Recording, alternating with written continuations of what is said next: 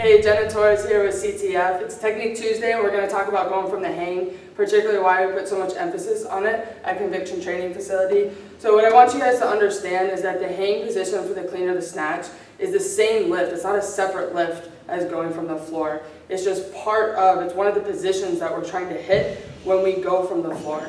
So what happens a lot of times is that we see this option on the board. We've got the regular snatch or the regular clean, and then we tell you that another option, if we're not comfortable going from the floor, is going from the hang. And a lot of us think that if we go from the hang, then that means we're not good or we're not going to get strong, but that's not the case. What we're doing is we're trying to help you understand the position that we're trying to get in from the floor. So when we go from the floor and we can't get in a good position, then what happens is we're here, and then a lot of us completely miss this second pole or the transition to the second pole, whatever you want to call it. So we're here and we stand straight up and that bar gets away from us, or our back is really loose, and just everything kind of doesn't go very well. We're not able to hit a good position. So when we can get into a good position, when we understand what we're looking for, then we can be explosive, have good technique, understand speed, and get strong.